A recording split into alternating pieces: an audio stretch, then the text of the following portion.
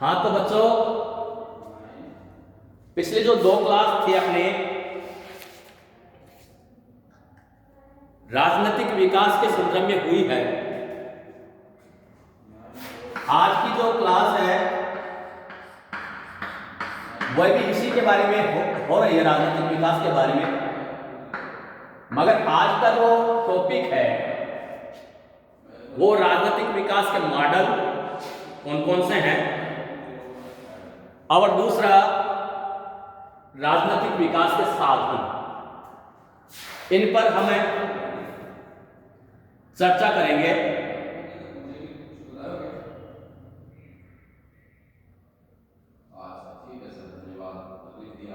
राजनीतिक विकास से संबंधित दो प्रकार के प्रत्यय मॉडल प्रस्तुत किए जाते हैं।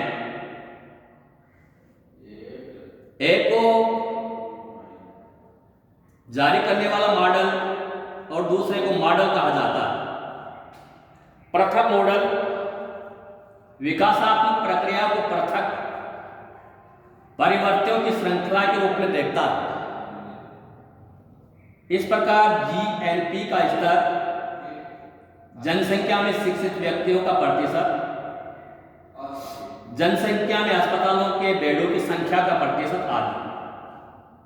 इसी प्रकार अन्य सुविधाओं की उपलब्धि, चुनाव में सहभागिता का स्तर इत्यादि का अध्ययन किया जाता है। परंतु इस उपागम में किसी विस्तारपूर्ण सिद्धांत का अभाव है और इसलिए इस उपागम के माध्यम से उचित अध्ययन संभव नहीं हो पाते। दूसरा मॉडल जो विकास के विभिन्न चरणों पर आधारित होता है, अधिक लाभदायक सिद्ध हुआ क्योंकि इसमें एक मंजिल से दूसरी मंजिल के संक्रमण के लिए इस स्पष्टीकरण वाले एक ही कारक का प्रयोग किया जाता है ताकि आपस में संबंधित कारकों का एक ही विचार के अधीन लाने का प्रयास किया जाता है। जिन तीन चरणों का मॉडल को इस मॉडल के अधीन वर्णन किया जाता है वे हैं परंपरागत चरण, जिसकी मुख्य विशेषता ग्रामीण समाज और कृषि व्यवस्था है। दूसरा चरण संक्रमणकालीन है, जिसकी अर्थव्यवस्था की विशेषता यह है कि औद्योगिकीकरण का प्रारंभिक स्तर पद्धति में प्रवेश करता है। तीसरा चरण जो विकसित चरण है, आमंड ने राजनीतिक संस्कृति के संरचनात्मक विकास को भिन्न अभिवृद्धियों के रूप में देखा। राजनीतिक विकास के जहां तक साधनों का सवाल है तो निम्न अभिकरण राजनीतिक व्यवस्था राजनीतिक विकास की प्रक्रिया में मुख्य रूप से भाग लेते हैं। पहला, क्रांतिकारी नेता। क्रांतिकारी नेता किसी संकट की स्थिति में सत्ता में आते हैं, लेकिन सत्ता में आते ही उन्हें अनेक समस्याओं का सामना करना पड़ता है। उन्हें विकास की दृढ़ तथा चिरस्थायी नीतियां तुरंत लागू करने की आवश्यकता होती है। उन्हें संभवतः राष्ट्र एकता की स्थापना करने की सर्वाधिक आवश्यकता होती है। क्रांतिकारी नेताओं में कुछ विशिष्ट गुणों का होना आवश्यक है। यदि उनका व्यक्तित्व अत्यधिक प्रभावशाली है तो वे अवश्य ही सफल होंगे। ऐसे नेताओं को मध्यम मार्ग का अनुसरण करना चाहिए। उन्हें परंपरा और नवीनता दोनों के प्रति सद्भावना बनानी चाहिए। दूसरा है राजनीतिक दल। राजनीतिक दल विकास की प्रक्रिया को गति प्रदान करते हैं। राजनीतिक दलों के माध्यम से राजनीतिक नेतृत्व का विकास किया जाता है। राजनीतिक दलों का महत्व प्रजातांत्रिक व्यवस्था तथा साम्यवादी व्यवस्था दोनों में ही स्वयं सिद्ध है। लोकतांत्रिक पद्धति में राजनीतिक दल मतदान का विस्तार कर राजनीतिक सहभागिता के अवसर प्रदान करते हैं। करते हैं। साम्यवादी व्यवस्था में साम्यवादी दल का प्रयोग जनता में साम्यवादी विचारों की प्रतिष्ठा तथा उन्हें साम्यवादी विचारों के अनुरूप संगठित करने के लिए किया जाता है। तीसरा, सेना। जब विशिष्ट वर्ग और राजनीतिक दल राजनीतिक विकास को नेतृत्व प्रदान करने में असफल होते हैं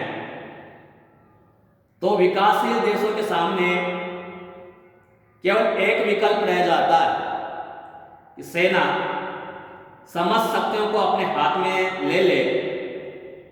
सेना के हस्तक्षेप से राजनीतिक विकास की प्रक्रिया तेज हो जाती है। किसी भी राष्ट्र के विकास की प्रारंभिक अवस्था में सेना समाज के सर्वाधिक आधुनिक तत्वों का प्रतिनिधित्व करती है। सेना का उद्देश्य राजनीतिक तंत्र को अधिक कार्यकुशल तथा आधुनिक बनाना होता है। विकासशील देशों के शासन को स्थायित्व प्रदान करने का कार्य सेना के द्वारा ही किया जाता है। नौकरशाही। आधुनिक नौकरशाही द्वारा भी राजनीतिक विकास में परिवर्तन की भूमिका अदा की जाती है। नौकरशाही समाज को शासन को स्थिरता प्रदान करती है। परंपरागत समाज को आधुनिक परिवेश में लाने का प्रयत्न करती है और सुदृढ़ एवं कुशल नीतियों के माध्यम से राजनीतिक विकास का पथ प्रशस्त करती है। अगला है राष्ट्रीयता की भावना का विकास। राष्ट्रीयता की भावना के विकास और एक राष्ट्रीय राज्य के निर्माण से भी राजनीतिक विकास होता है। अगला है राजनीतिक सहभागिता में वृद्धि। राजनीतिक सहभागिता में अभिवृद्धि से भी राजनीतिक विकास होता है। विकासशील देशों में जन सहभागिता पर बहुत अधिक बल दिया जाता है। जन सहभागिता के आधार पर देशों में नागरिकता की स्थिति का पता लगाया जाता है। अब राजनीतिक विकास से संबंधित जो समस्याएं हैं उनको भी संक्षेप में हम इस प्रकार से देख सकते हैं। राजनीतिक विकास से संबंधित अनेक समस्याएं हैं। राष्ट्र निर्माण की समस्याएं, राजनीतिक व्यवस्था की क्षमता में वृद्धि की समस्या, समानता लाने की समस्या, सहभागिता संभव बनाने की समस्या, वैधता प्राप्त करने की समस्या आदि है। अब इस अवधारणा की जहां तक उपयोगिता का सवाल है तो आमंड और पावेल ने राजनीतिक विकास उपागम को तुलनात्मक राजनीति में विशेष उपयोगी माना है। पहला, इससे राजनीतिक व्यवस्थाओं का विवेचन, तुलना, स्पष्टीकरण और उनके बारे में भविष्यवाणी करने का आधार स्थापित करने में सहायता मिलती है। सेकंड, इसमें राजनीतिक व्यवस्थाओं का उनके राजनीतिक अतीत और भविष्य जिसका वे सामना करेंगी के संदर्भ में वर्गीकरण करने में सहायता मिलती है। तीसरा, इससे राजनीतिक व्यवस्थाओं की अर्थपूर्ण मापदंडों के आधार पर तुलना करना संभव होता है। चौथा, इसमें राजनीतिक व्यवस्थाओं के बारे में सामान्यीकरण करने में सहायता मिलती है। Doctor SP. वर्मा ने राजनीतिक विकास सिद्धांत की खोज के संबंध में अत्यंत निराशाजनक निष्कर्ष निकाले हैं। उनके अनुसार न तो कोई ऐसा परिपूर्ण या आदर्श समाज है जिसकी तरफ सब समाजों को चलना चाहिए और न ही ऐसे संचालन की अपरिहार्यता है। उनके अनुसार पश्चिमी जगत में मतभेद और साम्यवादी जगत के अनेक रूपों में विभक्त होने तथा तीसरे विश्व के हर राज्य ने अपने विकास या पतन का अलग मार्ग अपनाकर विकासशील और विकसित राज्यों के बीच प्रत्ययी अंतर को अर्थहीन बना दिया है।